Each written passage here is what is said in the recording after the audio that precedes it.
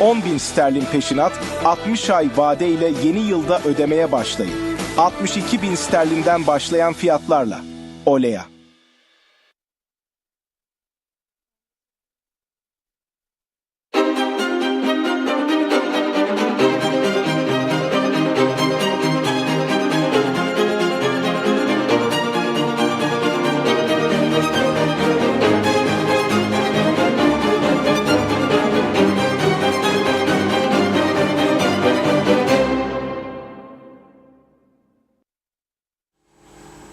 Merhaba sevgili izleyenler, TV 2020 ekranlarında Gündem Uzar programında Diyalog Medya Grubu Genel Yayın Yönetmeni Reşat Akar'la birlikte sizlerleyiz. Hemen konuları aktarayım vakit kaybetmeden.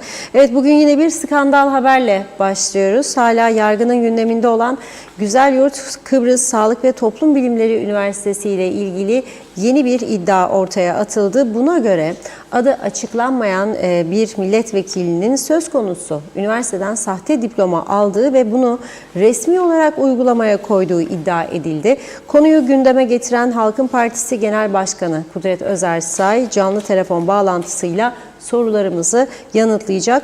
Evet, Kıbrıs'ın kuzeyinde sahte diploma ve yolsuzluk skandalı gündem olurken güneyde de eski Rum lideri Nikos Anastasiadis ile ilgili iddialar gündemin ilk sırasına yerleşti.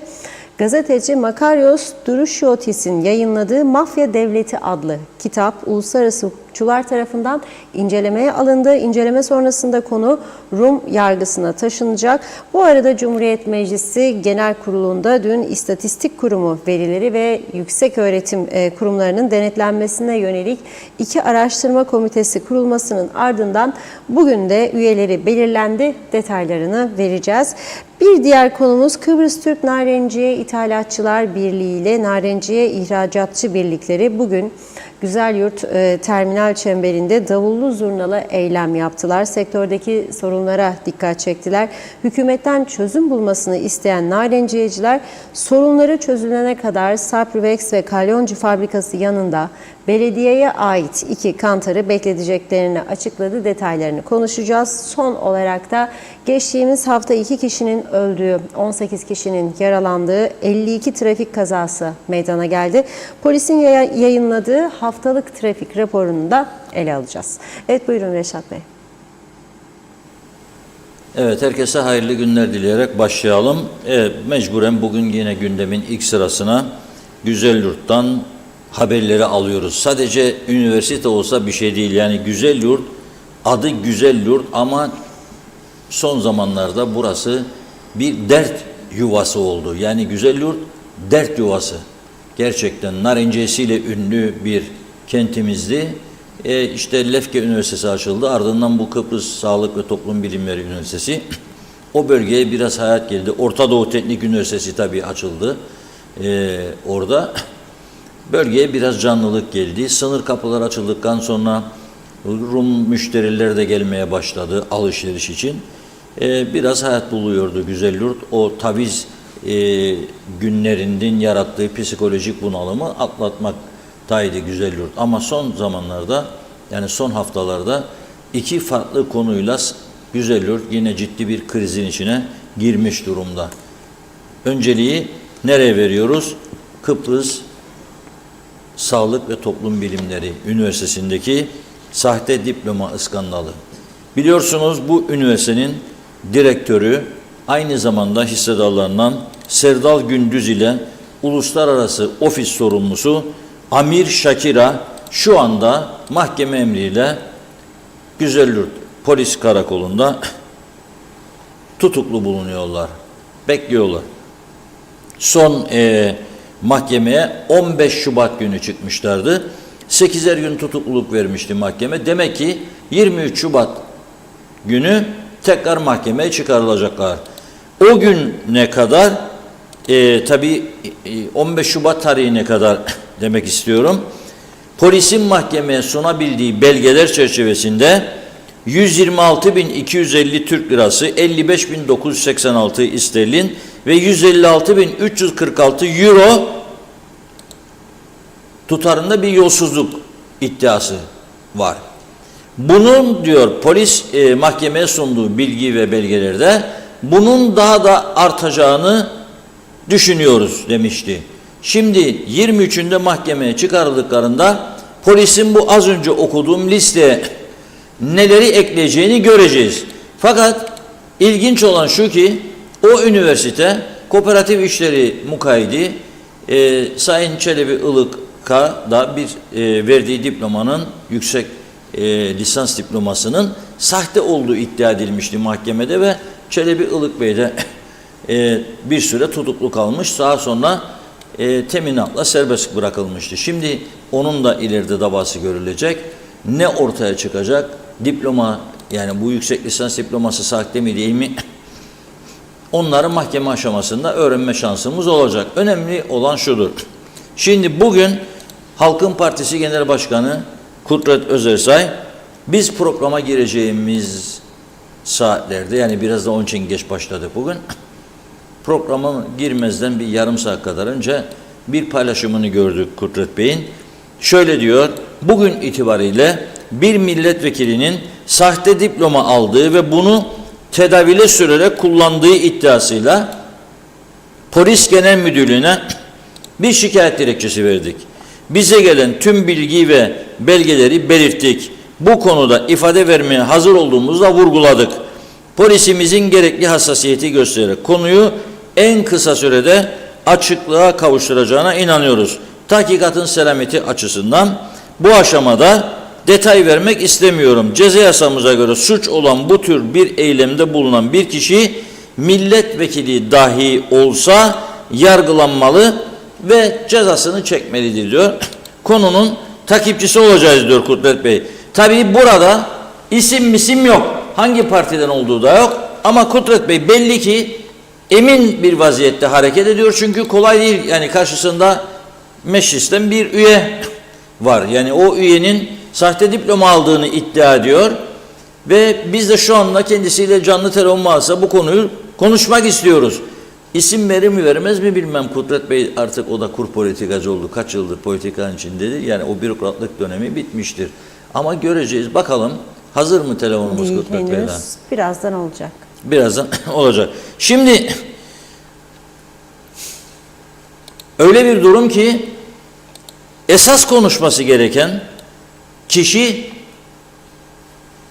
poliste tutukludur şu anda. Çünkü üniversitenin sahipleri de bu kişilerden şikayetçi. Zaten Mali polisi harekete geçiren üniversitenin sahipleri olduğu açıklandı. Yani ihbar ettiler. Dediler ki bizim üniversitemizde ciddi yolsuzluk, suistimal, hırsızlık olayları vardır. Biz üniversitemizin adının bu şekilde kirlenmesine karşıyız. Bunu istemiyoruz. O yüzden araştırılmasını istiyoruz. Ve polise de bazı bilgiler verdiler ve yardımcı oldular. Üniversitenin sahipleri. Ama tutuklanan iki şahıs, yani şu anda tutuklu bulunan iki şahıstan bir tanesi de üniversitenin sahipleri arasında aynı zamanda. Hatta polisin sorgulaması sırasında kendisini nedir bunlar diye aldığınız bu faturayı aldığınız buraya evin eşyalarını diyor ki ben üniversitenin sahibiyim. Lojmanımı alırım. Beyaz eşya da alırım, mobilya da alırım. Yani kendisini üniversitenin sahibi olarak gösterdi zaten. Ama aldığımız bilgiye göre küçük sahiplerinden birisi. Şimdi bu tabii sektörü nasıl etkiler bu? Sektörü gerçekten ciddi bir şekilde etkiler. Nitekim Kudret Bey bağlanıncaya kadar bugün Yüce Meclis toplandığı, biraz sonra Yüce Meclis'teki Narenciye Savaşı'nı izleyeceğiz, görüntüleri. Salon boş da olsa göreceğiz. Biliyorsunuz savaşta da askerlerin hepsini yan yana dizmezler. Bir kısmı arka cephede rol alır. Meclistekiler de öyledir. Yani boş olduklarını, iş yapmadıklarını düşünmeyelim ha. Diyor ki zaten salonda iki kişi, her partiden bir kişi de olsa iki kişi, üç kişi bulunuyor ve partisini temsil ediyor. Bizim orada oturmamıza gerek yok. Arka cephede silahlar falan kuşanalım ve hazır olalım. Yani bir şey olursa ortaya çıkalım. Öyle oldu bugün de. O kadar önemli konular konuşur. Ya gerçekten üzüntü verici. Baktım 3 kişi 4 kişi salonda Memleketin en önemli sorunlarını konuşuyorlar. Üniversiteleri konuşuyorlar. Fakat içeride ya 3 ya 4 kişi. Başka insan yok. Diğerleri nerede? Yok. Cumhurbaşkanı Türkiye'ye gitmiş. Başbakan da Azerbaycan yolunda şu anda. Veya gidecek bilmiyorum akşam ama bugün gidiyor. Şimdi Meclis Genel Kurulu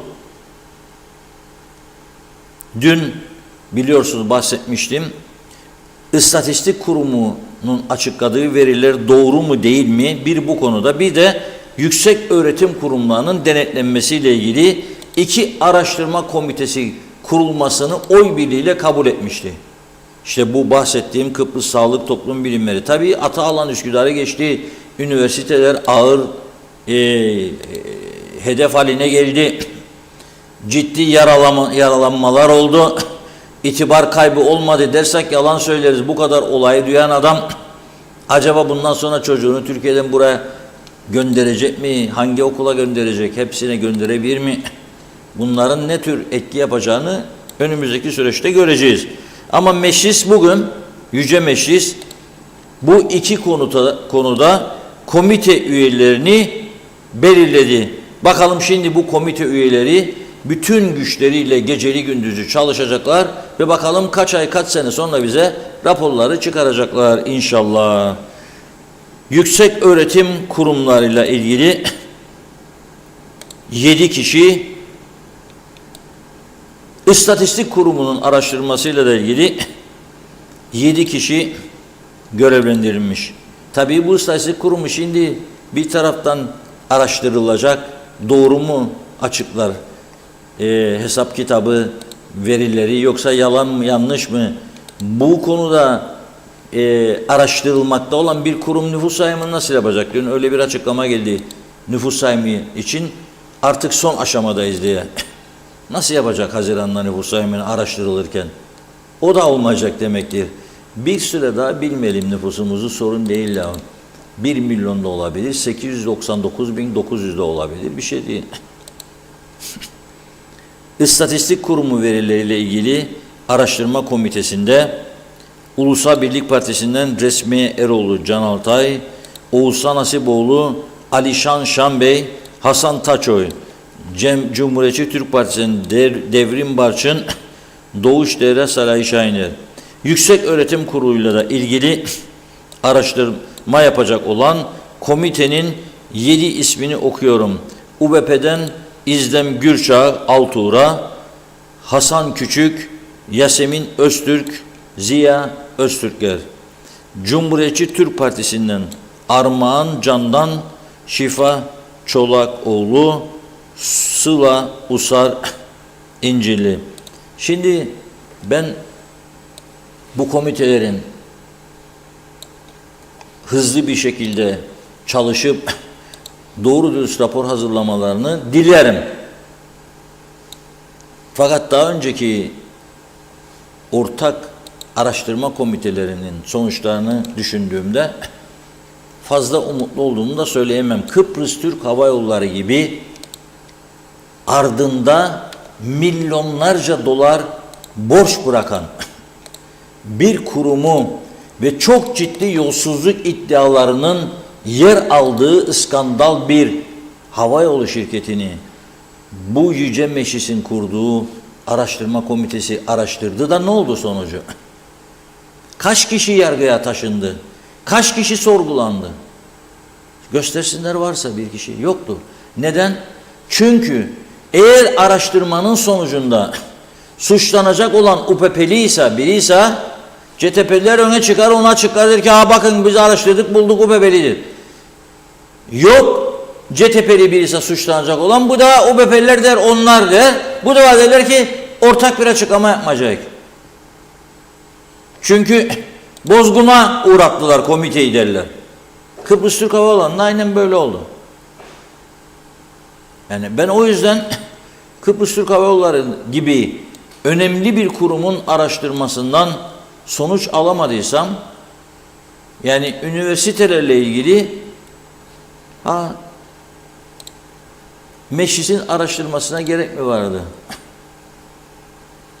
YÖDAK vardı orada. Ne yaptı YÖDAK? Yetkileri sınırlıymış diyorlar şimdi. Eğitim Bakanlığı vardı. Ne yaptı Eğitim Bakanlığı? Orada yasalara göre hareket edermiş. Ve şimdi bütün bunlar olurken bana diyorlar ki işte biz komite kurduk. Hem bu istatistik kurumunu inceleyeceğiz hem de yüksek öğretim kurumlarını. Doğu Akdeniz Üniversitesi çok ciddi bir mali kriz içerisinde. Gazi Osaki bir başka üniversite yolsuzluk, soygun, hırsızlık yargı sürecinde. Onun da rektörü üstelik. Güzelyurt'taki Kıbrıs Sağlık Toplum Bilimleri Üniversitesi o da gündemde sahte diploma, yolsuzluk, hırsızlık iddiaları. Gerçekten çok ciddi gelişmeler var. Bu arada bir de tarama yaptım ben program öncesinde. Bu üniversitede görevli olan bazı önemli, ünlü kişilerin 10 Türk lirası vergi verdiklerini buldum. Bir yılda. 10 Türk lirası.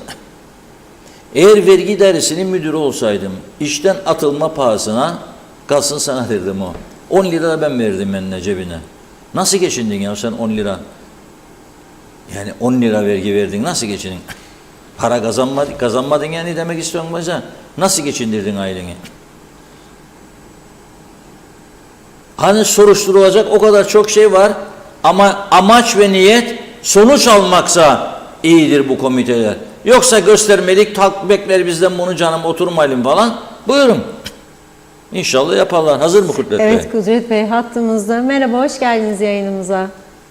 Funda Hanım merhaba, iyi yayınlar. Reşat Bey merhaba, kolay gelsin. Selamlar hocam. Vallahi meclisten dışarı çıktınız. Dediler ki niye çıktı bu Kudret Bey? Mecliste konuşacaktı. Halbuki dışarıda daha çok konuşuyorsunuz şimdi meclisten. Bugün gene ortaya bir iddia attınız. Dediniz ki sahte diploma alan bir milletvekili var. Araştırılsın. Polisten bunu istediniz bugün. Bu Evet.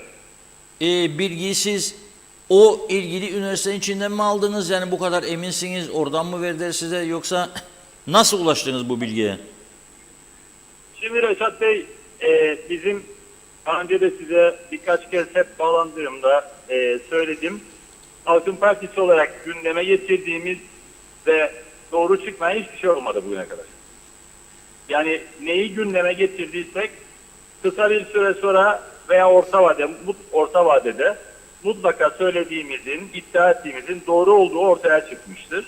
Bu konuda da iddialıyız ve doğru olduğunu zaten önümüzdeki günlerde herkes görecek. Biliyorsunuz ben bu kadar yıllık bir akademisyenim. Tabii ki farklı üniversitelerde de tanıdığımız, bildiğimiz meslektaşlarımız vardır. Gerek bu kanaldan gerek de başka şekillerde elde etmiş olduğumuz bilgileri ve belgeleri dilekçemizle polisle paylaştık ve polisin muhtemelen önümüzdeki günlerde çağırıp ifademize başvurmasıyla bunu daha da detaylandıracağız. Şunun için söylüyorum. Bir kere net bir şey var ortada. Nedir? Devletin üst düzey bürokratları sahte diploma almış ve kullanmış olmalarına rağmen devlette bir takım görevlere getirildiler. Bakın bu çok önemli bir şeydir. Ve bunun tespit edilmesine rağmen ve şu anda cezai soruşturma devam ediyor olmasına rağmen maalesef görevden geçici olarak uzaklaştırılması gereken üst düzey bürokratlar hala daha görevde tutuluyorlar. Oysa eğer polisin tespitleri mahkeme önünde sıraladıkları o kadar detaylar var ki çok büyük bir ihtimalle zaten sahte diploma ortada ve bu insanlar hala daha görevde tutuluyor. Ne kadar vasat, ne kadar yanlış, ne kadar hukuk dışı, ne kadar kabul edilemez, ne kadar ahlaksızca bir durum olduğu ortada. Yani şu anda koalisyonun özellikle Demokrat Parti ve Yeniden Doğuş kanadının bu ve benzeri en az 10 tane farklı işlemiyle ilgili savcılığa, polise başvurduk ve hepsi çok net ortada. Herkesin gözü önünde cereyan ediyor. Bu birincisi. Ama bugün gündeme getirdiğimiz daha da vahim bir şeydir. Çünkü milletin vekili olarak seçilen kişiler eğer ispat edilirse ki gidip sahte diploma aldılar ve oralardan mezun oldukları yönünde yalan söylediler ve bu sahte belge üzerinden gidip başka yerlerde bu belgeyi tedavüle sürdüler. Yani bu belgeyi kullanarak bir menfaat elde ettiler. Bundan daha büyük bir suç olamaz. Çünkü siz ülkede yasa yapmaktan sorumlu, mecliste oy vererek yasa yapacak olan, komitelerde çalışan, komitelerde yöneticilik yapan, oy veren, kuralları koyacak olan kişi olarak eğer siz evrak sahteliyorsanız, eğer siz sahte diplomayla milletvekili olarak orada oturuyorsanız bu kabul edilebilir bir şeydi. Hiçbir işimde öyle soruşturmayı yok vesaireyi dokunulmazlığı şunu bunu beklemeden zaten ahlaki olarak derhal istifa edilmesi gerekir. Kendisinin çıkıp bunu açıkça kabul edip istifa etmesi gerekir. Yok eğer bu konuda sessiz kalmayı ama sinyalinde belki unutulur da bulle geçer diye düşünüyorlarsa açık yüreklilikle söylüyorum. Polis soruşturmasında ispat edildiği takdirde savcılık bunun yazısını meclise göndermek zorundadır. O zaman soru şudur. Savcılık bu yazıyı meclise gönderdiğinde Falseko'nun milletvekili veya milletvekilleri veya kendi partileri veya başka partiden olanlar bu dokunulmazlığın kaldırılmasını sağlayacak evet oyunu verecekler midir? Yok eğer vermeyeceklerse neden sahtekarlıkla belge temin eden bunu tedavüle süren ve ceza yasamıza göre suç teşkil eden böyle bir sahtekarlıkta neden dokunulmazlığın kaldırılmayacağını izah etmek zorundadırlar. Çünkü o dokunulmazlığı kaldırmayan, hayır oyu veren her bir kişi de bu suça ortak olur. Açık söyleyeyim. Evet. O nedenle bu konu çok ciddidir. Ortada milletin vekili olduğunu söyleyen isimler sahte belgeyle vekil ya da bakan oluyorlarsa memlekette ve ceza yasasına göre belgenin sahtelenmesinin yanında tedavüle sürülmesi diye bir şey vardır suç olabilmesi için. Şu anda tedavüle de sürülmüş olduğunu iddia ediyoruz. Sahtelenen diplomanın ve bunun peşinden gidiyoruz. Açık söyleyeyim biz polisimize güveniyoruz. Daha önce gündeme getirdiğimiz bütün konularda polis ciddi soruşturma yapmıştır. Bir kısmında da suç unsuru nettir. Bir süre sonra zaten savcılık aşamasında daha da ileriye taşınacak. Yani geçmişte başka bazı konularda olduğu gibi bu konularda da Halkın Partisi söylediğinde haklı çıkacak. Gene yaşayarak göreceğiz. Şimdi az önce söylediğiniz meclis araştırma komitesi kurmuş. Ya Allah aşkına çok rica ediyorum. Herkese de hatırlatıyorum. Bu meclis daha önce Mersinlik yangınındaki durumun araştırılmasıyla ilgili araştırma komitesi kurmuştu yine. UBP ile CTP'nin oy birliğiyle herkes oy birliğiyle araştırma komitesi kurdu. Yangını araştıracaklar. Beraber fotoğraf çektik komite üyeleri Reşat Bey. Herhalde. Yangın yerine fotoğraf çektiler. Ya. Meclis iş tüzüğüne göre 6 ay içerisinde rapor hazırlamaları Vay ve vay. meclis genel kuruluna girmeleri ve tartışmaları gerekirdi. Bitti. Ne rapor var ortada, ne komite doğru düzgün bu konuyu ele aldı, ne de genel kurula geldi. Kendi koydukları kurala, yani meclis iç tüzüğüne aykırı davrandılar. Mersinlikle ilgili kurulan, Mersinlik yangınıyla ilgili kurulan araştırma komitesinden hiçbir şey çıkmadı. Hala da hangi yüzle kalkıp da diğer iki konuda da araştırma komitesi kuralım diyebiliyorlar Allah aşkına. Yani siz kurduğunuz komitelerde hiçbir şey yapmadınız, göstermelik olarak kurdunuz, dostlar alışverişte görsün diye yaptınız, şimdi de aynen öyle bir şey yapılıyor.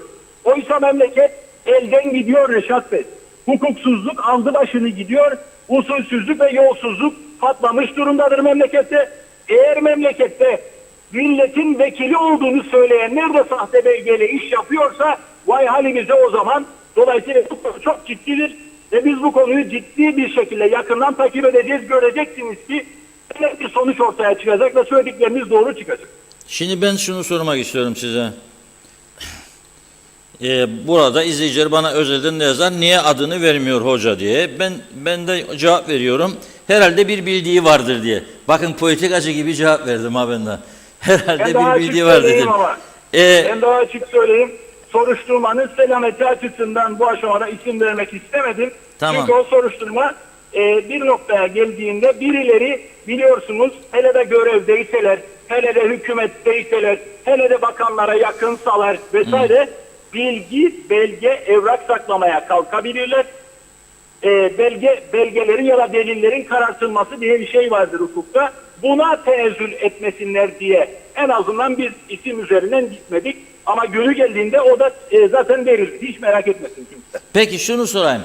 Daha önce mahkemeye çıkarılan, kefaletle serbest bırakılan kooperatif işlerin mukayyidi bunu bir makam sahibi olabilmek için ihtiyaç hissetti de aldı. Sahte diplomayı, yani yüksek lisans diplomasını dendi ve hatta mahkemeye yansıyan iddiaya göre 10.000 kusur Türk lirası da bir avantaj sağlamış bu işten. 10.000 lira kadar bir para avantaj sağladı ama çok daha fazlasını kefalet olarak verdi, yani 100.000 lira galiba. Neyse, şunu sormak istiyorum. Bu milletvekili ne amaçlardı ki, yani diploma aldı, milletvekili olmak için diplomaya ihtiyacı yoktu. Olduktan sonra ne yapacaktı acaba? Yani ne amaçla kullandı? Siz dediniz, çünkü burada şöyle dediniz, bunu tamam, da dediniz, tedavüle sürdü dediniz. Tamam. Reşat Bey, yani milletvekili, bak şunu söyleyeyim, milletvekili öncesinde aldıydı, yani bunu da tedavüle sürdüydü. Hayır. Reşat Bey, ilk sırasında ama bir hafta önce yine bizim yazdığımız, açıkladığımız bir şey vardı. Oraya bakarsanız bunun ilk uçlarını orada görebilirsiniz. Değişik şekillerde bir sahte belge değişik şekillerde tedavüle sürülebilir ve farklı şekillerde menfaat elde edilebilir. Bu bir makam mevki almak için de bir belge kullanılabilir. İnsanları kandırmak için de bir belge kullanılabilir. Veya bir başka yerde işlem yapmak için de kullanılabilir. Bunun bir yığın versiyonu var. Şimdi bunun detayını vermek istemem ama bir hafta önce yaptığımız bir paylaşıma bakarsanız orada açıktır zaten. Daha okudum. Dolayısıyla tedavüle koyma değişik şekillerde gerçekleşir. Burada önemli olan şey şudur Reşat Bey. 1 TL için dahi olsa eğer siz gerçek olmadığını bildiğiniz halde 4 yıl boyunca bir üniversitede eğitim almadan, derslerini alıp sınavlarına girmeden, o sınavları geçip vermeden eğer diplomasını alıyorsanız ve biliyorsanız ki aslında gerçekten 4 yıllık bir üniversite mezunu değilsiniz ve o diplomayı bu şekilde göstererek gidip başka bir menfaat elde etmeye çalışıyorsunuz. Bunun adı dolandırıcılıktır. Bunun adı sahte evrak ile bunu tedavüle sürüp menfaat elde etmektir. Bu menfaat 1 TL için dahi olsa, hele de ülkeyi yönettiğini ya da yöneteceğini iddia eden ya da halkın vekili olduğunu söyleyenler bunu yapmaya tenezzül ettilerse o zaman çok vahim bir durum söz konusudur. Çünkü bugün bunu yapmaya tenezzül eden yarın başka görevlerde, rüşvet konusunda da başka konularda çok kolay bir biçimde o ahlaki erozyona uğradığı için her şeyi yapabiliyor muyum? Burada ceza yasamız, yani fasıl 154 altında işlenen bir suç varsa, yani sahte bir belge, sahte bir diploma alındı ve bu uygulamaya konuldu. Bir yere, herhangi bir yere gidip denildiyse ki ben şuradan mezun oldum, bakın diplomam bu, benim kaydımı buraya böyle yapın denildiyse bile bu bir suçtur. Ceza yasamız altında hapis cezası gerektiren bir suçtur. Bu kadar açık ve net söylüyorum. Yani bu milletin vekili diplomayı da tedavüle sürdü diyorsunuz. Bunun yargılanabilmesi için ne yapması lazım? Dokunulmazlığının kalkması lazım. 3 tane olasılık vardır Reşat Bey. 3 tane olasılık var. 1, eğer hiçbir şey yapmazsa vekilliği er ya da geç bir aşamada bittiğinde bu dava kendisine okunur ve yargılanır. 2. olasılık, meclise savcılık yazıyı gönderir ve kendi partisi veya diğer partiler evet oyu vererek dokunulmazlığını kaldırırlar, mahkeme öne çıkar ve yargılanır. Ama 3.'sü kendisi bu durumu izah edemeyecek durumdaysa çıkar ve istifasını verir, yine mahkeme önüne çıkar ve yargılanır. Burada önemli olan şey kamuoyunun da gerekli hassasiyeti göstermesidir. Ve muhalefetin de gerçek anlamda muhalefetini yapmasıdır. Yoksa mecliste araştırma komitesi kurduk falan gibi şeyler yerine ciddi bir biçimde bu konuların üzerine gitmek ve muhalefet yapmak gerekir. Çünkü eğer burada böyle bir işlem yapıldıysa, sahte bir diplomayla bu tedavüle sürülerek bu suç işlendiyse ve polis alacağı ifadelerin ötesinde savcılığa bu yönde bir talepte bulunursa, o zaman gerek bahse konu vekil, gerekse diğer vekil arkadaşları, gerekse partisi veya diğer partiler neden bu dokunulmazlığı kaldırmıyor olduklarını izah etmek zorundadılar kamuoyuna. Kamuoyuna bu konunun canlı kalması bunun için önemlidir. Sizlerin medya mensubu olarak bu konuların üzerine gitmeniz ve sormanız bunun için önemlidir. Çünkü bu baskı yoluyla ancak bu ayarı kaçmış olan duruma bir ayar çekilebilir. Memleket vahim durumdadır. Bu konularda ciddi olmamız gerekir ve ciddi muhalefet yapmamız gerekir. Peki memleket vahim durumdadır dediniz. Şimdi bu önemli bir iddiadır tabii. Bu ama fasıl... Reşat Bey lütfen şunları alt alta bir koyalım. Gözünüzü seveyim. Evet. Yani son 3 hafta içerisinde neredeyse 10 tane farklı konuda kamuoyu önüne çıkıp da bakan benden rüşvet istedi, devlet bankasından verilecek olan kredi karşılığında bakan benden rüşvet istedi diye beyanlar var. Polis süreci başlatılmış olan. Kamuoyu önünde ombudsmanın çıkıp ihaleyle yapılması gereken şeyler ihalesiz yapıldı diye açık saptaması var, beyanı var. Kamuoyu önünde, mahkeme önünde polisimizin çıkıp filan belge yani diploma sahtedir, dolayısıyla sahtekarlıkla elde edilmiş bir diploma var dediği en üst düzey bürokrat var. Nasıl bir bürokrat var mesela? Nasıl bir konumda oturan bir bürokrat var? Mukayyitlik Reşat Bey.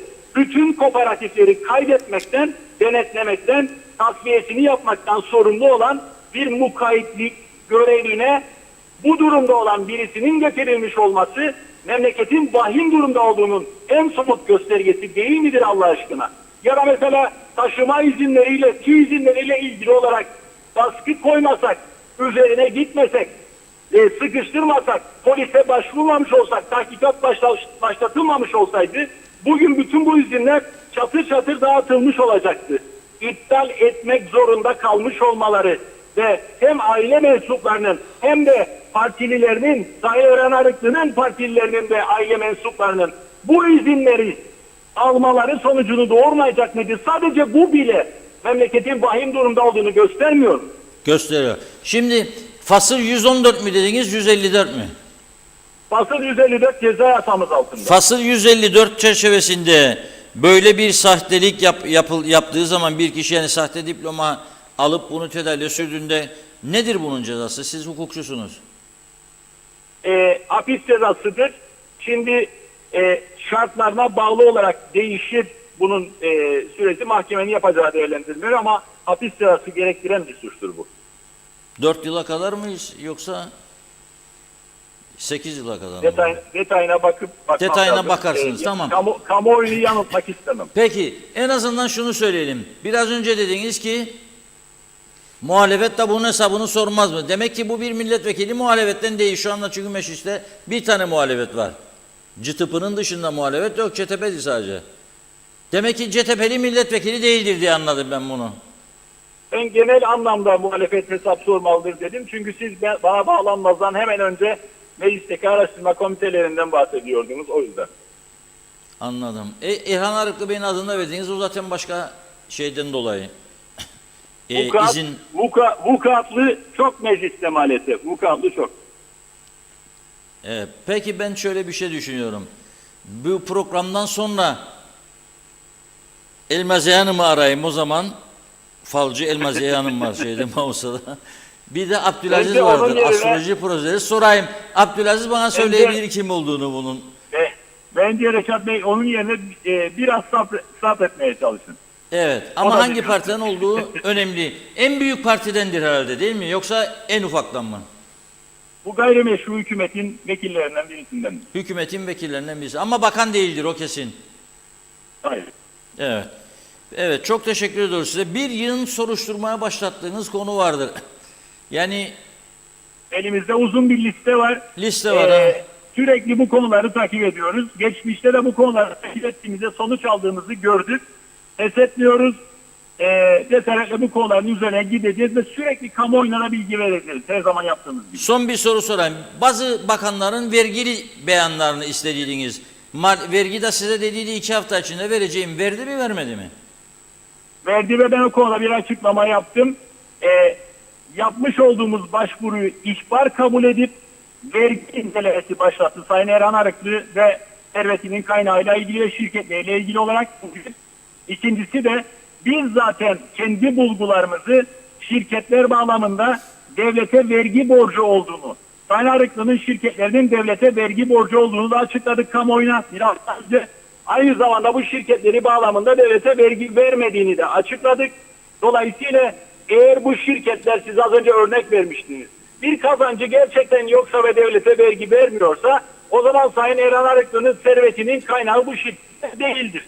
O zaman soru, Sayın Arıklı'nın servetinin son 2 yıllık servet artışının kaynağı nedir diye sormuştuk. Evet. Peki Kudret Bey çok teşekkür ediyoruz. Kolaylıklar diliyoruz sizlere. Biz teşekkür ederiz. İyi yayınlar dilerim. Sağ olun. Sağ olun. Çok teşekkür ederim. Şimdi bakın nasıl da denk gelir olaylar. Yani ben buna daima inanıyorum. Bazı şeyler insan düşündüğü zaman bunun içinden nasıl çıkacağım, bunu nasıl bağlayacağım, neye bağlayacağım diye düşünürken sizi rahatlatıcı gelişmeler ortaya çıkar. Yeter ki temiz düşünün, doğru düşünün. Bugün Rum tarafı da kaynıyor. Ama onlar nasıl yapıyor bu işi? Ve bir cumhurbaşkanı nasıl gündemde? İki tarafın demokrasisi açısından son derece önemli bir olayı az sonra gündeme getireceğim. Bizden ayrılmayınız. Önce mesajlara geçelim. Funda Hanım öksürüyor, habire burada duyuyorum. Bir öksürük devam edebilirsin demektir. 3-4 defa öksürürse dur demektir. Duruyorum. Buyurun. Hızlıca başlayalım. Çok çok teşekkür ederek bakalım yetiştirebilecek miyiz? Mustafa Özcan, Zeliha Adaman, Metin Maraşel'e iyi yayınlar diledi. Şahin Özdil, Niyazi İnancı, Mehmet Uluçaylı, Haldun Kemal'de, Mehmet Ali Özdemir'de, Mehmet İnancı'da, İsmet Sencer harikasınız demiş. Ali Keleş, Osman Mene, huzurlu akşamlar diliyor. Celal Harun, Akdeniz Köyü'nden Mustafa Aşık'ın mesajı. Selamlar, saygılar. Kardeşlerim, dostlarım, akşamınız sevgi dolu, mutlu, huzurlu, sağlıklı, bereketli, hatasız, kazasız, belasız, afatsız, sevgiyle güzel bir salı akşamı geçirmenizi diliyorum demiş. Aygün Nuri, bu memleketin neresi doğru? Her gün bir skandalla uyanırız. Halk her gün birçok sahtekarlık, dolandırıcılık, taciz, tecavüz, kriminalle olayların arttığı bir yarım adacık, polisler de baş edemiyor artık diyor. Niyazi İnancı, Kıbrıs'ta rüşvet devlet kurumlarını teslim almış durumda. Kemal Osman Ceyhanlı, bu kadar çok olay var ortada dolaşan, fakat ortalık çok sessiz, anlaşılır gibi değil, fırtına öncesi sessizlik gibi. Niyazi İnancı, askeri savcılık el atmalı çünkü iktidardaki hükümet polise ve yargıya müdahale ediyor diyor. Mehmet İnancı, ülke ne duruma düşürüldü, birçok insanda ar diye bir şey kalmadı.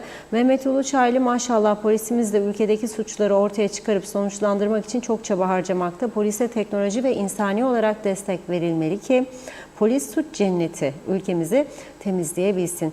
Ulus Barani, sahte diplomalı milletvekili için ilk tahmini ben yapayım demiş.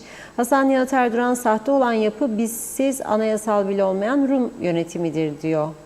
Onu da BM araştırması gerekmez mi? Sayarak mahkemeler doldu taştı, doğru dürüst yaşamı global dünyamızda sanki elektrik çarptı. Dua edenler azaldı, camiler boş kaldı. Masar Evsal, evet, mutlu, huzurlu, sağlıklı yayınlar diledi o da. Fevzi Mehmet Çağoğlu, iyi yayınlar demiş. Menteş Çağla, Özkan Fikret Gezici de kolay gelsin diyor. Mehmet Uluçaylı, acaba Reşat Bey, meclisteki koltuklara da yapay zeka yükleseler de Onlar da konuşsun. Vekiller maşallah iş yapmamaktan yorgun düştüler. Ali Cevat, Reşat abi güneydeki 8 arkadaşın isimleri, resimlerini merak ettim demiş. Sertel Dere Seven, Londra'dan sizlere iyi yayınlar, merakla izliyoruz. Yüksel Öner, şu an Kemal Sunal'ın çevirdiği her film gerçek oldu ülkemizde. Zam zam, hayali ihracat. Adam köprüyü sattı diyor. Biz de çevre dairesinin arabasını sattı. Dünya çağı atlarken biz hep geri gidiyoruz. Et 1000 liraya yaklaşmaya başladı. Salatalık, domates 2 sterlini geçti. Bir dana kelle 1500 lira olmuş. Şu an çok markette denetim sıfır. Ne zaman diyor denetim, temizlik, tarihi geçen ürünler ne zaman yapacaklar demiş. Evet, 2022 yılının cipsi satılıyormuş markette. İsmet Ezer komite demek yaz tahtaya demek. Ulus Barani tanınmayan bir devlet olursa o devletin sahte diplomalı milletvekili olmaması için bir sebep yok. Nazime Nalbant, herkese selamlar, saygılar Londra'dan. İnşallah diyor bu yalancı dolandırıcılarla, orasını çözemedim Nazime Hanım. Ne yazık ki demiş daha önce böyle olaylar olmuyordu. Bakın şimdi neler neler duyuyoruz. Bence bu küçük adamızda niye önlemini alamıyorlar? Eğer böyle yaparlarsa demiş derhal sınır dışı yapılsın ya da yüksek cezalar versinler ki cesaretleri olmasın. Kimse destek olmasın. Eğer o hırsızlık olayıyla ilgili yazdı. Tam çözemedim, kusuruma bakmayın. Soner Sabirler, selamlar Reşat Bey. Kuzey Kıbrıs'ta sadece sahte doktor diploması verilmez. Sürücü ehliyet de verilir. Sahte kimlik, sahte pasaportla ilaçlar verilir. Bunlara şaşmamak gerekir. Çünkü hep sahteler ülkesi yaptılar adayı. Yazıklar olsun demiş. Çağatay Dolunay, korsan devletin diyor haydut yöneticileri, güvenilecek neleri var ki? Hülya Iskan Ergen, memlekette hiç güzel olay yok mu? Çok üzülüyoruz. Bu yaşlı bakım evleriyle ilgili ne gelişmeler var acaba? Allah sonumuzu hayretsin. Necdet Mavi Gözlü, Kuzey Kıbrıs Birleşik Afrika Pakistan Cumhuriyeti Başkent Lefkoşa'dan iyi yayınlar diledi. Öyle bir duruma geldik ki her şeyden şüphe eder duruma geldik. Artık duyduğumuz yolsuzluklara hiç şaşırmıyoruz. Normal günlük olaylar gibi olmaya başladı demiş. Hırsızlık, kaçak yakalananlar, sahte diploma, tecavüz, uyuşturucu, kara para aklama. Artık bunlar günlük olay gibi karşımıza çıkıyor. O bakımdan duyduğumuzda hiç şaşırmıyoruz demiş. Ancak normal bir olay, bir vaka duyarsak o zaman şaşıracak duruma geldik. Memleketi batırdılar. Her geçen gün bir önceki günü arar olduk. Turgay Gezen, somut bir gelişme olmadığı sürece yolsuzluk yapanlar, hak ettikleri cezaya çarptırılmadığı sürece İnsanların bu memlekette bir şeylerin düzeleceğine dair inançları da kalmadı. Bunu bırakın, bu yolsuzlukları ortaya çıkaranlara dair güvenleri de kalmadı. Memleketimiz adına çok üzücü bir durum.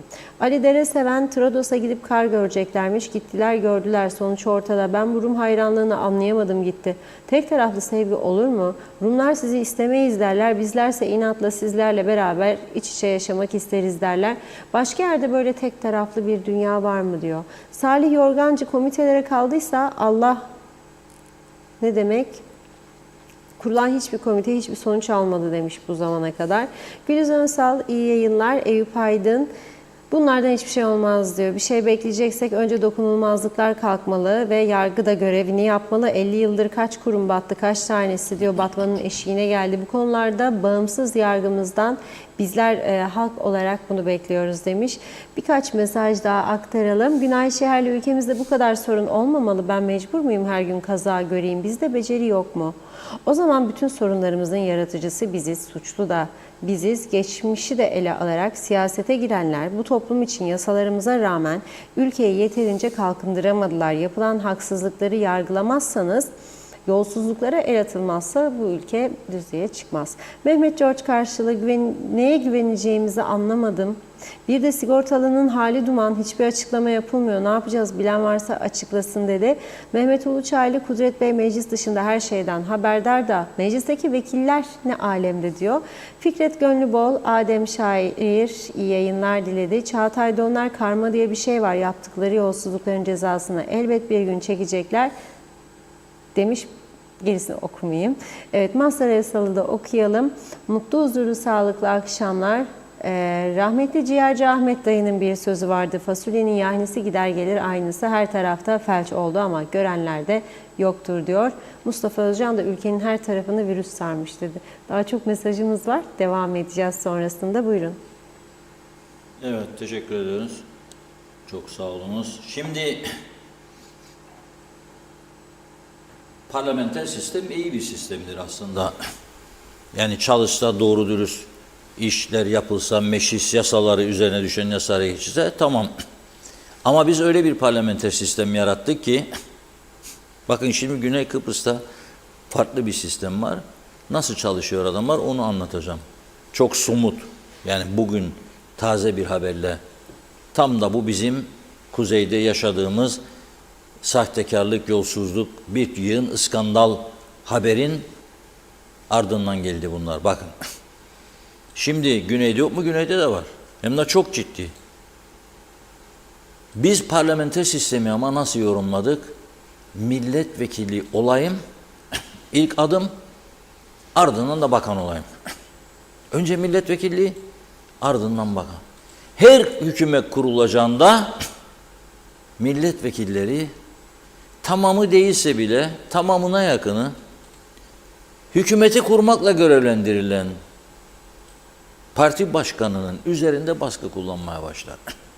Örgütler devreye girer. Baka Güzelur'da vermezsen falan bakanlığı bitti işin. Mausa'ya vermezsen bunu bitti. İskele'den 2 isterik bu da falan filan. Tamam da şimdi birçok milletvekili adayının milletvekili olmak istemeden aday yapıldığını hepimiz bilmez miyiz ya? Oy getirin sen bize gel de tanınmış birisin falan. Ama ben siyaset ise bir şey değil ya o zaman içinde alışın boşver. Gel. Diyerek alırlar. Adam ama siyasetçi değil. Siyaset bilgisi yok. Adam ülkeyi yönetecek yetenek, kapasite yok. Görür bakar bir de ona hele diğerlerinden daha fazla oy aldıysa ne der? Ya onu yaptın da beni yapmadın. Ben %50 daha fazla oy aldım ondan. Amaç burada ülkeye ve halka hizmet değildir. Öncelik kendini tatmin etmesidir. Demokrasi anlayışımız budur. Kimse gücenmesin. İstisnar gaydeyi bozmaz. Arada elbette farklı düşünen farklı insanlarımız var. Temiz, dürüst siyaset yapmak isteyenler var ama böyle sonuç alınmaz. Şimdi bugün gene baktım meclise. Biraz sonra Narenciye meselesine geleceğiz bu konuya. Dediydin, yap dedin, yapma dedin. Onu da yap, bunu da yap.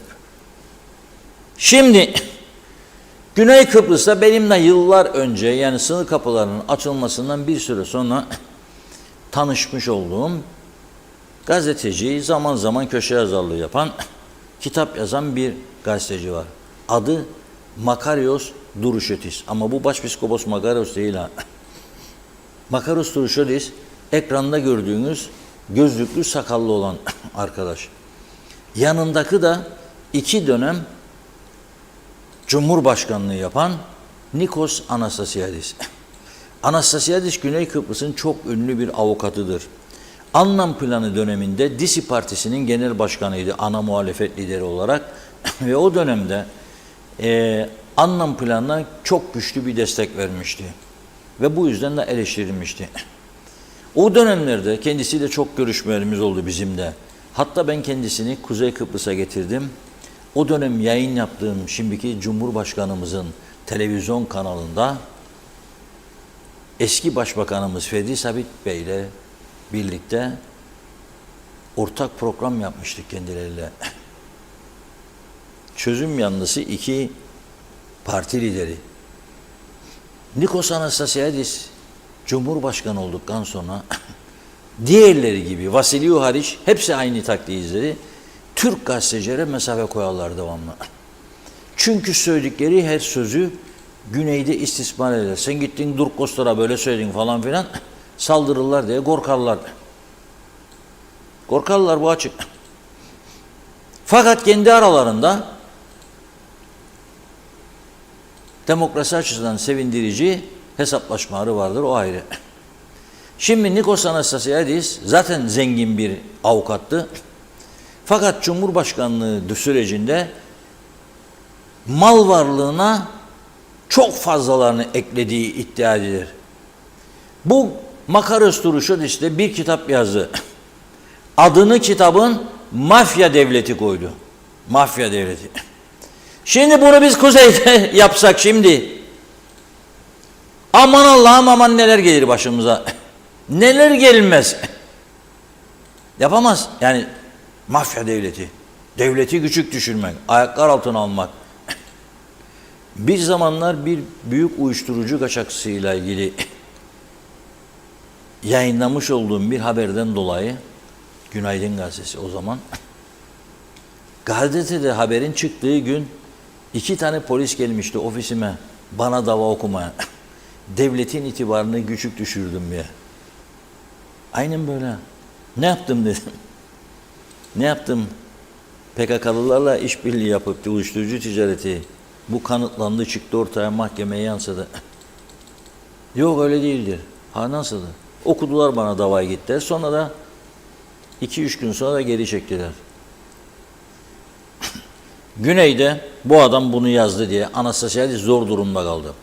Bu kitabın içerisinde Anastasiadis'i bir takım rüşvet olaylarıyla ilişkilendiriyor ve devletin mafya devleti olduğunu belirtiyor. Özellikle de sahte, biz nasıl sahte şeyi konuşuyoruz ya burada, diplomayı, parayla vatandaşlık meselesinde, rüşvet karşılığında çok sayıda mafyanın elemanına da ve Interpol'ün aradıklarına da pasaport verildi Güney'de. Şimdi hep iptal ederler bir. Tabii o parayı ödeyenlerin paraları da buharlaştı gitti. Çok para ödediler. Kimisi 5 milyon euro, kimisi 7-10 milyon euro ödedi alsın pasaport ki Avrupa'da seyahat etsin diye. Ama iptal edildi. Avrupa Birliği baskı kullandı ve iptal ettiler. Şimdi Anastasiadis dedi ki bu gazeteciye, Cumhurbaşkanlığı bitmezden önce yazdı kitabı. Yok ki Cumhurbaşkanlığı bitti de yazdı. Cumhurbaşkanı iken adam yazdı. Allah rahmet eylesin, bir de Alekos Konstantinis vardı. Çok cesur bir gazeteciydi. Onu kaybetmek büyük bir kayıptır gerçekten. O da Kral Çıplak diye Papadopoulos Cumhurbaşkanı iken onun çıplak bir fotoğrafını karikatürize ederek kapak yapmıştı kitabına. Kral Çıplak diye. Papadopoulos'a çok yüklenirdi Alekos Konstantinidis. Bu da böyle bir kitap yayınladı. Şimdi ne yaptı Rumlar bilir misiniz? Anastasiadis dedi, özür dileyeceksin, bilmem ne yapacaksın, yapmazsan dava açacağım. Aç dedi. Davayı açtı. Ama gazeteci dedi ki, siz dedi bu kitabın içindeki iddiaları dedi, devlet araştırsın dedi, yargı var dedi, savcılık var.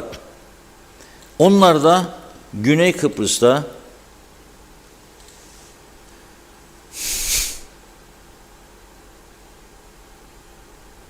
tam adını vermek istiyorum sizlere. Yolsuzlukları Araştırma Kurumu var. Güney Kıbrıs'ta. Yolsuzlukları Araştırma Kurumu. Şimdi bu, daha doğrusu yolsuzluğa karşı mücadele birimi. Yolsuzluğa karşı mücadele birimi Güney Kıbrıs'ta diyor ki biz bunu yerli avukatlarımıza, hukukçularımıza emanet edemeyiz sadece. Çünkü o zaman tarafsız olmaz bu iş. Bir cumhurbaşkanı var karşımızda. Hangi hukukçu cumhurbaşkanını karşısına alacak? Kolay iş değil. Çünkü orada da mafya var. Orada da silahlar konuşur. O zaman diyor bu birimin bir komite, hukuk komitesi oluşturulması yönünde bir karar alması lazım. Alıyorlar. Bunun da başına dünyaca ünlü bir hukukçu getirmemiz lazım diyorlar. Getirdiler. Yaşamını İngiltere'de sürdüren Avustralya kökenli Gabriel Lewis isminde bir ünlü hukukçuyu bu komitenin başkanlığına getirdiler. Şimdi soruyorum, Forever Tiyanisi'de bugüne kadar benzeri bir durum görüldü mü Allah aşkına? Benzeri bir durum olabilir mi yahut da bu? Bu bizim demokrasi anlayışımızda. Bizim demokrasi anlayışımız nedir? Küfret birine, belden aşağı vur, suçla, beğenmedin kaşını gözünü, saldır bir şekilde kendine. 10-15 kişi de bulursan etrafına seni alkışlar 100 kişi, 50 kişi. Bak ne güzel, vurdum ben ne gösterdim gününü kendine. Ama hiçbir şey yapamam. Hiçbir şey yapamazsın. Sürün mahkemelerde 4 sene, 5 sene hiçbir şey olmaz. Adamlar şimdi geldi, Avustralyalı hukukçu da güneydedir 3 günden beri. Bugün de belirlenecekti diğer 3 komitenin 3 hukukçusu adadan veya dışarıdan bugün belirlenecekti. 4 tane hukuk adamı bu kitabı inceleyecek. Kitapta ortaya konan iddiaları da araştıracak ve bir rapor hazırlayacak. Eğer kitabı yazan adamın yazdıklarına hak veriyorsa, ağırlık veriyorsa Anastasiadis yargıdan kurtulamaz. Ne isterse yapsın yargıdadır. Eğer kitabı yazanın iddialarını çürütecek sonuçlar çıkarsa, yani bazı şeyler bulduk ama bu yolsuzluk anlamına gelmez, şudur budur veyahut da hiçbir şey bulmadık, bu iddialar hayalidir derlerse, o zaman Makarios Turuşodis zor duruma gelecek. O yargılanacak. Tam da bizim sahte diplomayı konuştuğumuz dönemde onlar da bir cumhurbaşkanının yolsuzluk iddialarını konuşuyor, tartışıyor. Ve ama onlardaki yöntemi anlattım size. Böyle bir demokrasileri var. Şimdi bizde derler başkanlık sistemi, diktatörlük yahu sen de olmaz ya, sen de getireceğim bir diktatör başımıza. Yok ben sizi bırakacağım böyle meclis komitesi diyeceksiniz, kuracaksınız. 4 sene 3 sene gitti Kıbrıs Türk Hava Yolları, sonuç 0. Bu orman yangınları sonuç 0. Toprak ürünleri sonuç 0. Hellim meselesi sonuç 0. Gübre meselesi sonuç 0.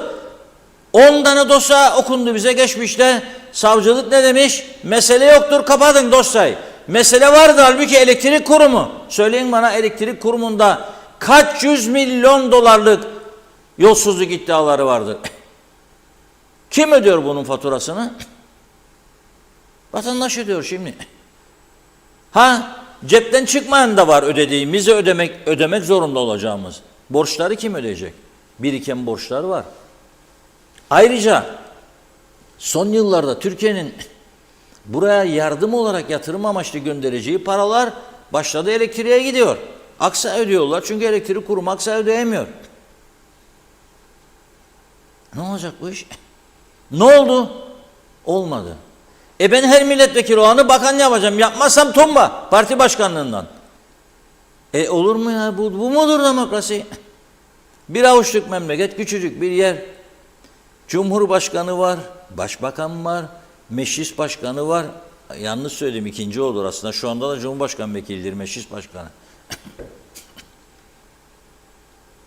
Cumhurbaşkanı, meclis başkanı, meclis başkan yardımcısı, başbakan, başbakan yardımcısı, 10 tane bakan bakmayan, 50 tane milletvekili, ombudsman, Sayıştay Başkanlığı, Başsavcılık, Yüksek Mahkeme, Polis Genel Müdürlüğü, İtfaiye Müdürlüğü, kaymakamlıklar, 18 tane belediye başkanı, hepsinin plakalar özel, arabalar da güzel mi güzel, memlekette yürüyecek yol yok ama. Hastanelerde ilaç yok. Sağlık Bakanı diyor 6 yıl sonra diyor röntgen cihazına kavuştu hastane, 6 yıldır çalışmazdı diyor. Ya o gerçekten ağlanacak hal değil. Ha gene alın başkanlık sistemi dedim Rum tarafını. Ben kaçta önerdim bir vatandaş olarak. Yettiğim bu kadar. Alın aynısını getirin de buraya uygulayın. Ha? Hayır birleşmek istedik %65 evet dedik. Beğeniyoruz sistemlerini. Yok dendi. Peki parlamenter sisteme bir düzen verin. Seçim sistemini değiştirin. Yıllardır yalvarıyoruz onlara. Milletvekillerine bakanlık kapısını kapatın. Bakın o zaman bu yüce meclis yasa yapmaya başlar. Mecbur olur yasaya verecek kendisini. Parti içi kavgalar da biter. Ve teknik adamlar getirilir bakanlığa, iş bilen, iş yapabilecek adamlar getirilir. Ama olmadı. Rumların demokrasisi işte bu şekilde. Anlatmak istedim. Aradaki farkın görünmesi açısından. Yoksa onlarda da var. Çok büyük olayları var. Neler neler. Limassol'da 11,5 kilo önceki gün uyuştu. Hint keneviri, 1 kilodan fazla kokain. Baf'ta bir yığın olay. Larnaka'da dün yabancı uyruklu bir müteahhidin evinden 500.000 euro değerinde mücevherat ve saat çalınmış. 500.000. Gene bir başka bölgede Limassol'da yine bir ev iş yerinden 8.000 euro değerinde eşya çalınmış. Onlarda da çok olay var. Ama dediğim gibi demokrasi olarak önümüze mesela meclis komiteleri harıl harıl çalışır. Kıbrıslı Türklere yönelik tedbirler de meclis komitelerinde ele alınır. Göçmenlerin sorunları da meclis komitesinde. Maraşlıların istekleri de meclis özel komitelerinde ele alınır. Bizim meclisimiz işe şu anda ekrana geliyor. Ne ile ekrana geliyor? Narenciye meselesiyle ilgili. Niçin? Çünkü önce onu verelim. Bu sabah Güzelyurt'ta eylem yaptı narenciye üreticileri. Narenciye üreticileri eylem yaptı.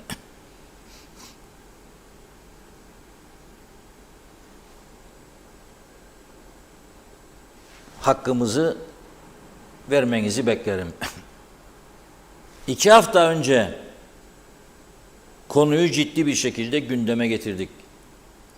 Bir Kıbrıslı Rum iş adamının tonlarca mandalina almak için Kıbrıslı Türk bahçecilerle anlaştığı ve güneye ihraç için gerekli bütün belgeleri de aldığını Yeşilhat Tüzüğü çerçevesinde yasal olarak her türlü işlemi yaptırdıktan sonra sıra geldi mandalinanın dalından koparılmasına. Ne yaptılar? Dediler ki yoktur dediler koparacak adam. Rum tarafından 9 tane Hintli getirdi. Bir süre sonra Hintlileri polis bastı, orayı tutukladı. Turist olarak geldiniz siz, turist mandalina toplamaz, koparamaz, hakkı yoktur dendi. Eskimiş çürümüş yasalarımız ve kimse müdahale etmedi. Bu işe devletin üst düzey adamları vardır. Durun bakalım diyebildi polise. Bu çürümüş yasalar falan filan bırakın ya. Ülke ekonomisi batıyor. Burada insanlar batıyor. Bakın zavallı insanlara sokakta kan ağlıyorlar. Durdurmadılar. 9 kişi 7 gün yattı da ne kazandık hüşrede? Polisin hüşresinde ha? Ne kazandık? Ne geçti elimize?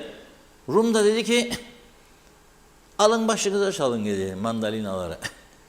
Kalacak dalında dedi. Nitekim kalmış. Bakın narenciyeleri bugün sokağa döktü üreticiler. Çünkü dediler ki merak etmeyin formül bulduk. Dalında da kalsa ödeyecek sizi dediler. Bugün mecliste de dinledim. Tarım Bakanı arkadaşımız dedi ki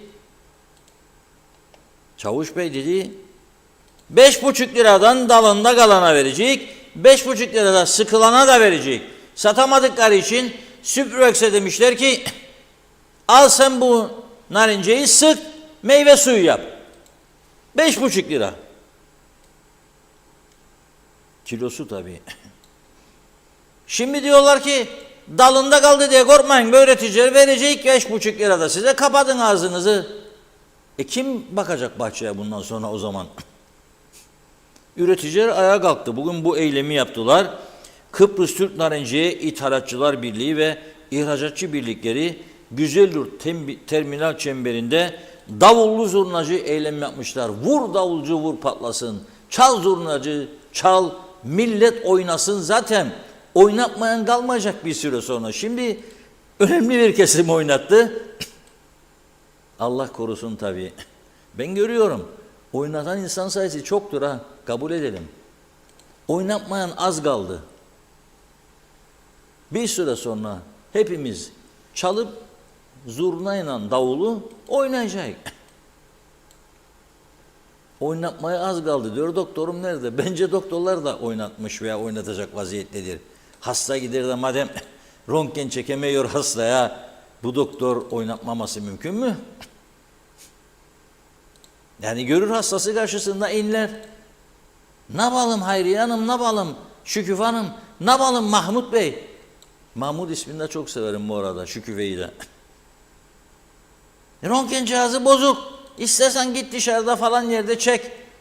Adam düşünür cüzdanında kaç para var da gidip çekecek gariban. Adam zaten parası olsa gelir mi hastaneye ya? Gider özele.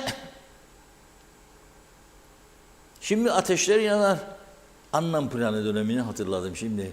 Yaktık ateşleri, sonunda külleri bize kaldı. Rumlar o tarafta Zivaniyalarla kutladılar Avrupa Birliği üyeliğini. Biz de yaktığımız ateşlerin külleriyle avunmaya çalıştık. Çok korkarım. Güzellik taviz olarak verilemez. Güzellik asla verilmeyecek. Güzellik bizimdir. Devlet arkanızdadır. Vay be! Güzellik bir taraftan oradaki üniversitenin sahte diplomalarıyla çalkalanıyor. Bir taraftan narenciye dalında kaldı diye perişanlık yaşıyor. Başka neyi kaldı güzel yurdun? Söyleyin bakalım. Suyu mu? Sular da kurudu. Kuyular kurudu hep. Tuzlu denizden çekerdi son. Anamur suyu gelmeseydi ki istemezdi bazı belediye başkanlarımız. Yok dediler. İstemeyik. Ya gelmeseydin olacaktık acaba? Bütün Yasemin ağaçlarını kuruttuk, denizden gelen suyla suladık. Sonra dedik ki Yasemin kokulu lefkoşa mı ararım? Vay be! Ben bidonla su döktüğümü hatırlarım, kurumasın Yasemin diye. 100 yıllık bir Yasemin ağacı vardı evin kapısının girişinde. 5 metre öteden kokusunu duyardın Yasemin'in. Sudan dolayı kuruttuk Yaseminleri. Kendimize bakalım. Şimdi diyor ki İhracatçı Birlikleri Başkanı Ahmet Hastürk Bey diyor ki önemli bir geçim kaynağıdır diyor bölge halkının. Ve diyor Mandora mandarinde altın yılımızı yaşadık geçen yıl diyor. Ama bu yıl Türkiye'deki ürünlerde düşük fiyatlarla başlayan olumsuz hava Kuzey Kıbrıs'a yansıdı ve talep olmadı diyor. Türkiye'de düşük narenciye fiyatları geçen yıl kilosu ortalama 8.8 ile 8,5 Türk lirası iken bu sezon diyor 3 ile 3,5 gibi bir rakama denk geldi. Ancak Süprüvex'in ıskarta ürüne 3,5 TL gibi bir fiyat vermesi ve buna ilaveten erken bir kararla 2 Türk liralık devlet teşvikiyle bu rakam taban fiyat diye tanımlanarak 5,5 lira çıkarılmak suretiyle tüccar ve ihracatçılardan daha yüksek fiyata ürün almaları talep edilmiştir. Bu rakam Tarım Bakanlığı'nın açıkladığı narenciye teşvik priminin ihracatı desteklemekten uzak olduğu görülmüş, üretici beklediği fiyatı oluşturamamıştır diyor.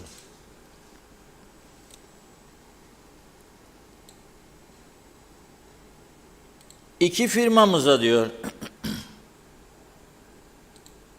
15.000 tonluk bir kota karşımıza çıktı. Fakat firmalarımız diğer firmalarımız diyor devre dışı bırakıldı diyor. Asya Pisillidi diye bir böcek yumurtlamasından söz ediyor. Bu diyor ama daha sonra fumigasyon işlemiyle yok olduğu diyor. Sektörde iş yapan kesim bir de bu iddialarla mağdur durumdadır diyor. Narenciyedeki sıkıntıları bir afet olarak nitelendiriyoruz diyor. Ya hep beraber ürün ihraç edeceğiz ya da hiçbirimiz etmeyeceğiz diyor. Kıbrıs Türk Narenciye Birliği, Narenciye İthalatçılar Birliği Başkanı Fethi Bardakçı da böyle diyor. Ya diyor hep birlikte ihraç edeceğiz ya da hiçbirimiz. Tabii bu eyleme CTP Milletvekili eski Tarım Bakanı Erkut Şahali Bey de katıldı. O da orada diyor ki hala umut vardır diyor. umutlandırmaya çalışıyor. Geç kalın diyor ama umut vardı diyerek üreticileri etkilemeye çalışıyor. Yüce Meclis'e gelelim. Tam da bugün bu olaylar olurken eylemler falan Yüce Meclis konuyu gündemine aldı. Şimdi sizi o full katılımlı meclis salonuna götüreyim. Full. Aylardır buradan bunları söylüyoruz ve kendisinin bahsettiği şeyleri arkadaşlarımız da hep beraber defalarca buradan ifade ettik. Sanki ilk daha bugün bunlar konuşuluyormuş gibi bir hava yarattı. Bugün gelseydik, ben gerçekten merak ediyorum. Güzelyurt'a gittiğinde kimlerle görüşüyor bu bakan? Yani eğer bugün orada bulunan üreticilerle, ihracatçılarla, kontraktörlerle görüşseydi, bugün o insanlar bize bunları söylemezlerdi. Gerçekten merak ediyorum. Güzelyurt'a gittiğinde kimlerle görüşüyor? Bugün orada UBP'li bir sürü üretici de vardı. CTP'li bir sürü de üretici vardı. Her kesimden üretici vardı. Büyük üreticiler de vardı. Küçük üreticiler de vardı. Her kesimden kendilerinin partilerinin en önemli isimlerinden bir kısmı bugün oradaydı. Ve bize dediler bugün gidin o meclisi bunların başlarına yıkın. Kendi adamları söyledi bize bunları. Gidin bu meclisi bugün bunların... Siz kimiyle görüşürsünüz Güzelyurt'a gittiğinizde? Küçük krallıklarla görüşüyoruz. Gerçekten çok merak ediyorum ben. Kimden alırsınız bu bilgileri Güzelyurt'ta? Ve günün sonunda insanlar bugün UBP'lisi de, CTP'lisi de portakalı sokağa dökmek durumuna gelir. Noktasına gelir. İhracatçı. Tarihte ilk defa siz ihracatçıyla üreticiyi birleştirdiniz. Tarihte böyle bir gösteri olmadı sayın vekilim. Sayın vekiller. Tarihte ihracatçıyla üretici bir araya gelip de beraber gösteri eylem yapmadı ya bu portakalla ilgili. Bunu da siz becerdiniz. Bravo. Ve çıkacaksın bana burada Güzelyurt'ta ne anlan sen diyeceksin. O insanların canının nasıl ezildiğini, acıdığını bilen, gören, yaşayan biri olarak bana bunları söyleyeceksin. Şimdi buraya çıkacaksınız. Hiçbir hastalık yokmuş gibi, hiçbir böcek, daha doğrusu hastalıkta böcek yokmuş gibi, hiçbir risk yokmuş gibi siz Güzelyurt'u verdiniz diyeceksiniz. Bu doğru bir şey değil. Evet ortada bir sıkıntı var. Bu sıkıntı aşikar saklamıyoruz. Ve buna rağmen 60 bin ton olan ürünü biz 45 bin tonunu çalışabileceğiz, pazarlayabileceğiz dedik. Ve her şeye rağmen daha süreç bitmedi. Eğer önümüzdeki günlerde çabamız bir 5 bin, 6 bin ton daha Irak'ın olması, bunun akabinde süreç daha bitmedi. Ki tarım sektörü üstü açık bir fabrika olduğu gibi, serbest piyasa ekonomisinde olduğu gibi her an her şeyin olabileceği bir noktadayken çıkıp bu şekilde acımasızca hiçbir şey yapmadınız demek doğru değildir. Siz diyeceksiniz ki Güzelyurt'a değer vermediler. Ve Güzelyurt'a gitsin Sayın Bakan diyeceksiniz. Ben emin ol ki sizden fazla Güzelyurt'a gidiyorum. Haftanın 4 günü Güzelyurt'tayım. Ve bu üreticiyle beraberim. Ve hiçbir şey de saklamıyorum. Ama bu öyle bir noktadır ki hepsimizin mücadele edebileceği. Kaldı ki şunu daha fazla önemsiyorum. Bu yıl bu ürünün satılmasından daha çok bu ürünü yetiştiren ağaçları önemsiyorum. Bunun için ne mücadele yapılabilir? O noktadayım ve bunun altyapısını da zaten hazırladık. Hızlı bir şekilde devam ediyoruz.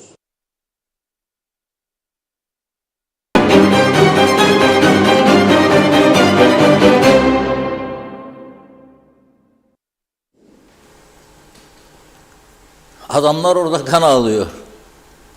Gümrüğü çıkarmış, ateşin üstüne atmış üretici. Portakallar yanıyor. O ilk zamanlar şu Rumlar bırakıp gittiğinde bahçeleri, göçmen gelen çoğunluk Baf'tan bizim insanlarımız hiç narenceyle yüzleşmemişler. Yani üretimiyle Oralarda bağcılık, mağcılık, bademcilik falan. Gelince birden narenciye işi kolay değil tabii. Öğrenmek, eğitim, bahçara bakmak, para yok, kim verecek, kim edecek, gübresi, suyu falan. Narenciye ağaçta kalıyordu. Ve Türkiye gazeteleri sürekli manşet yapıyordu, yavru vatan Kıbrıs'ı. Narenciye ağaçta kaldı, dalında kaldı falan. O dönemde Türkiye'de narenciye işi iyi değildi. Türkiye'de narenciye son 20-30 yılda oldukça gelişti. 20 yıl belki Özal'dan sonra. Bugün bir araştırma yaptım. Dünyada narenciye piyasasını elinde bulunduran ilk 5 ülke sıralamasını veriyorum. %25'ini tek başına İspanya. Bakın, bizim ülkemizin iklimi İspanya'dan çok daha iyidir. Narenciye içinde, zeytincilik içinde, zeytinyağı. Bugün İspanya zeytinyağında da ilk sıralarda, narenciyede de %25'le dünyadaki pazar payını tek başına 1/4'ini 3 milyar 680 milyon dolarlık ihracat yapıyormuş. Narenciye ihracatı İspanya. Güney Afrika %11.7 1 milyar 720 milyon dolarlık ihracat yapıyor. Çin %7.05 1 milyar 3 milyon dolarlık ihracat yapıyor. 4. sırada Türkiye %6.13'ü dünya pazarında piyasa 900 milyon dolarlık ihracat yapıyor. Amerika Birleşik Devletleri 5.81 853 milyon dolarlık ihracat yapıyor. Düşünebilir misiniz? Çok önemli bir sıralamaya girdi Türkiye narenciyede. Güney Kıbrıs'ın da 2021 yılına ait istatistiklerini buldum. 41 milyon 500 bin dolarlık ihracat yapmış Güney Kıbrıs. 74 yılında bütün narenciye ağaçlarını, bahçelerini bize bırakıp gittiler. Güneyde narenciye ağaçları yoktu bu insanların. Bir plan program dahilinde narenciye ekimine başladılar, geliştirdiler ve bugün önemli bir ihracat ürününe kavuşmuş oldular. Dün de okumuştum, bir narenciye, mandalina türünü Avrupa Birliği'nde tescil ettirdiler diye. Gerçekten adamlar başarılıysa başarılı. Biz ne yaptık? Hiçbir şey. Biz bir de böyle kavga, dövüş falan filan derken işlerin içinde boğulduk. Hiçbir zaman güvenlik meselesini düşünmedik. Türkiye oradadır. Denktaş Bey bir laf söylerdi Rumlar silahlandıkça. Eğer bizim için alıyorsanız bu silahları çoktur. Eğer Türkiye için alıyorsanız azdır, boşuna paranızı harcamayın derdi. Sonra Denktaş Bey'i taklit eden yeni siyasetçiler milliyetçi cephede bunu sık sık kullanmaya başladılar. Şimdi ama öyle bir noktaya geldi ki silahlanma yarışını çok artırdı. Güney Kıbrıs 200 milyon euro ayırıyor ama aynı zamanda çok önemli askeri işbirlikleri yapıyor. En başta Amerika Birleşik Devletleri. Yeni bugün öğrendik, bir Rum gazetesi yazınca, ama o Rum gazetesi de nereden yazmış? Rum gazetesi de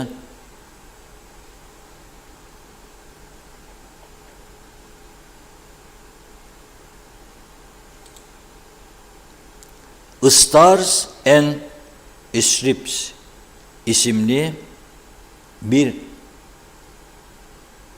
gazeteden alıntı yapmış ve diyor ki Amerikan donanmasına ait özel birim ile Rum ordusunun denizaltı tahrip timi ortak bir tatbikat gerçekleştirdi diyor. 3 hafta sürmüş bu tatbikat. 3 hafta ve 3 haftalık süre geçtiğimiz çarşamba günü tamamlanmış. Neredeyse bir hafta geçti üzerinden de biz duyuyoruz. Onu da bu askeri haberleri yayınlayan gazete ve o gazeteden alıntı yapan Güney Kıbrıs'ın Philadelphoros gazetesi yazdığı için biz de öğreniyoruz. Şimdi bunu ben söylediğimde bazıları diyebilir ki ya o Türkiye orada bunlar Türkiye'nin ne yaparsa yapsın.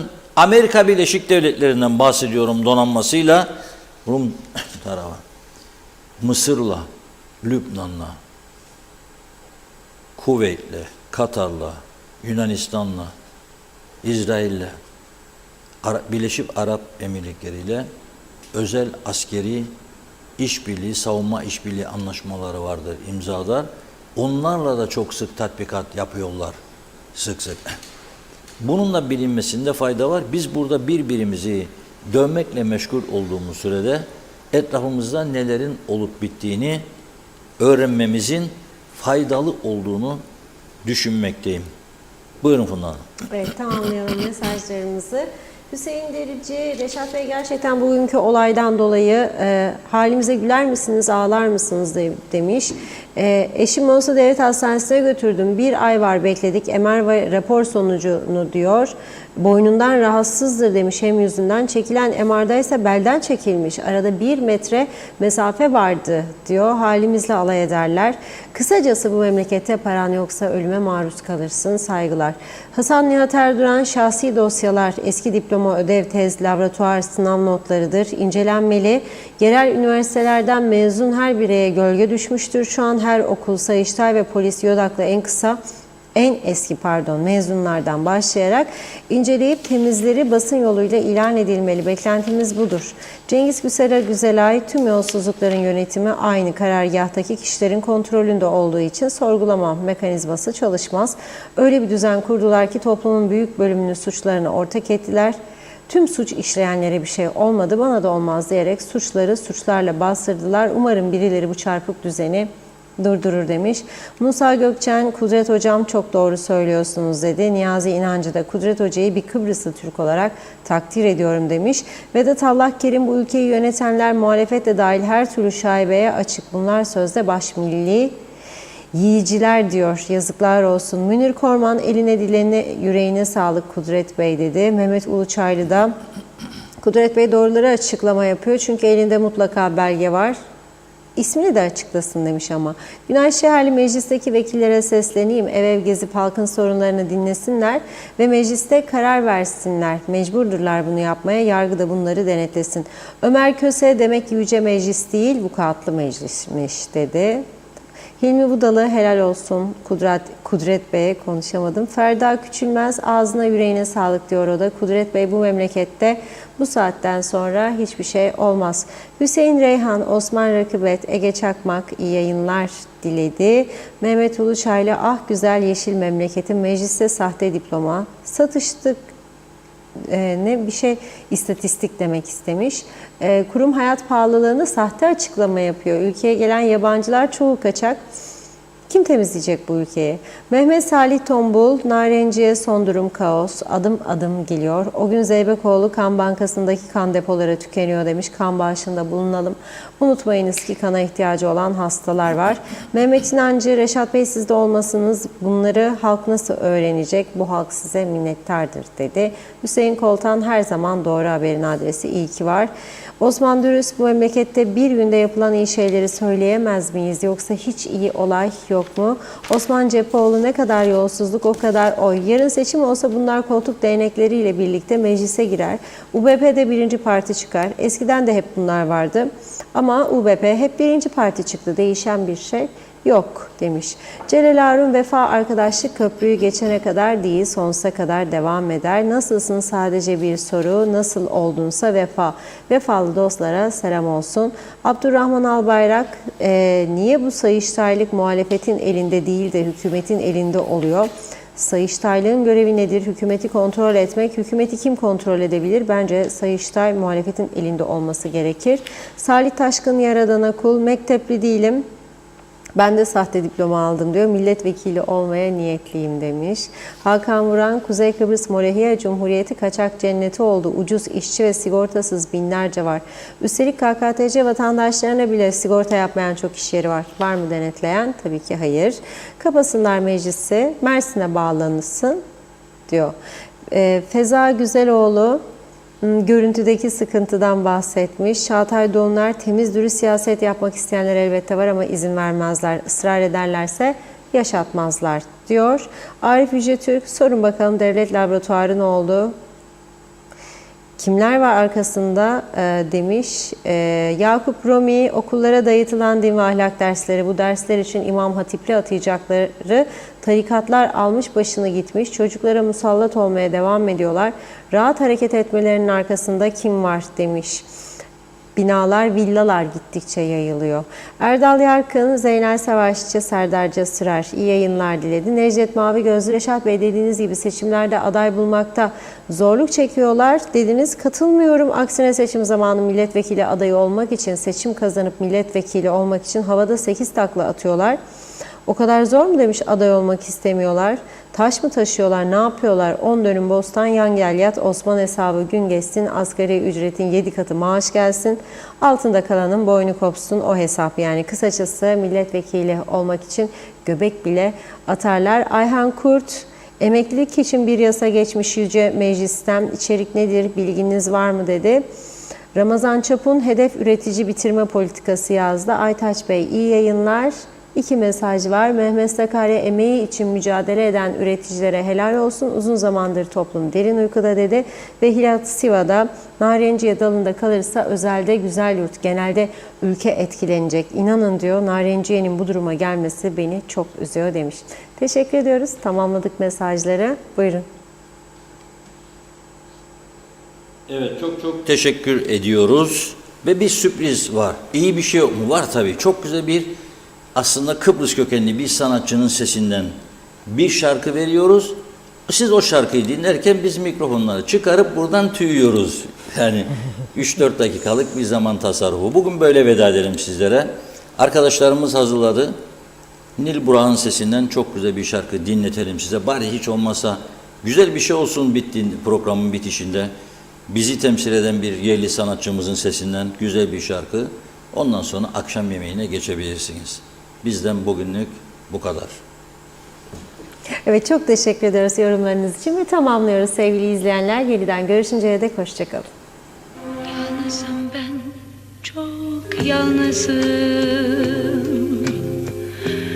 Buymuş benim alın yazım. İster uzak, ister yakın, anılar beni rahat bırakın. Yalnızım ben, çok yalnızım. Buymuş benim alın yazım. İster uzak, ister yakın, anılar beni rahat bırakın. Artık dönsen de dönmesen de ne çıkar beni sevmesen de. Bir kadehim var bak elimde, hasreti içiyorum.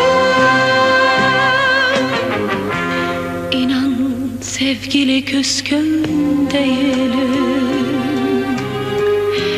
yalnız hayatta tek isteğim gönülden bana uzanacak dost elinin delisi.